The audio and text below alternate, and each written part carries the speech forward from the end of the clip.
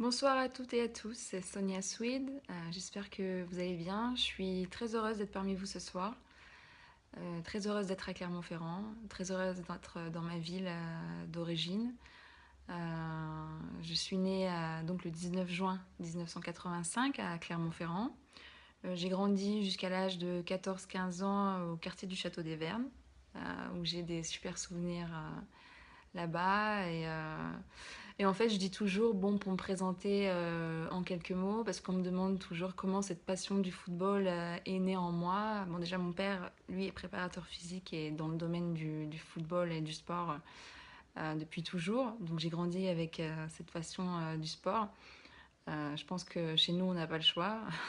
Les enfants, tous, ils doivent pratiquer un sport. Moi, j'ai choisi, comme je suis quelqu'un de très curieux, j'ai touché un peu à tous les sports, que ce soit l'équitation, la natation.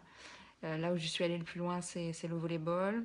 J'étais au pôle espoir volleyball de Rion, au lycée Claude et Pierre Virlogeux. J'ai eu la chance de toucher le professionnalisme puisque j'étais une des jeunes joueuses issues du centre de formation, on va dire, entre guillemets, à pouvoir évoluer avec les pros. C'est le sport, en fait, c'est toute ma vie. C'est grâce à ça que je m'en suis sortie. Le sport, quand on sait l'utiliser, quand on est passionné, déterminé et travailleur, ben, c'est un ascenseur social incroyable.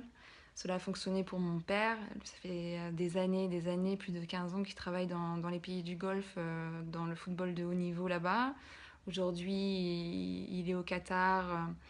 Voilà, il travaille pour Aspetar, qui est un des grands centres dans le sport, et aussi pour le club de la Rouya, un des plus gros clubs. Donc lui, ça a toujours été mon inspiration et mon modèle. Moi, quand j'ai eu 25 ans, euh, je me suis posé quelques questions sur moi, parce que je m'étais un peu perdue dans mon cursus, dans le sens où, après mon bac S, je me lance en médecine. Après 2 premières années de médecine, j'obtiens un poste de sage-femme. Mais je pense que sage-femme, c'est une vocation, il faut avoir ça en soi. Donc, c'était pas la mienne. Donc, j'ai décidé de ne pas relever le challenge.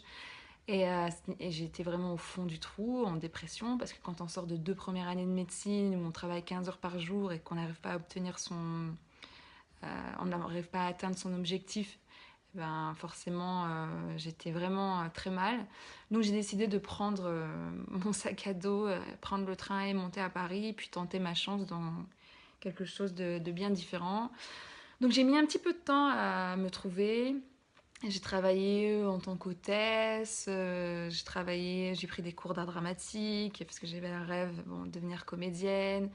Et puis je me suis posée en étant apporteur d'affaires dans l'immobilier de luxe. Ça m'a plu pendant 2 années, mais le sport me manquait. Voilà, le sport c'est ma vie, c'est ma passion. Moi, de ma classe de CM2 de l'école Romain Roland, je voyais déjà Gabriel Montpied en train de se construire et je me disais, voilà, c'est mon truc, le foot, le sport.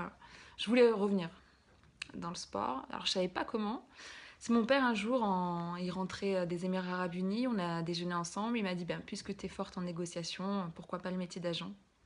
Et ça a fait qu'un tour dans ma tête. Je suis allée directement sur le site de la FFF, la Fédération Française de Football, et je me suis renseignée sur comment s'inscrire.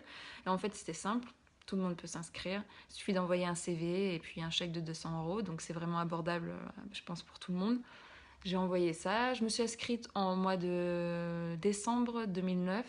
La session de l'examen était au mois d'avril 2010. Et j'ai eu la chance de l'obtenir du premier coup. Et à partir de là, donc, j'obtiens la licence d'agent sportif auprès de la Fédération française de football, qui m'autorise officiellement à devenir agent sportif et à représenter des joueurs de football, des entraîneurs.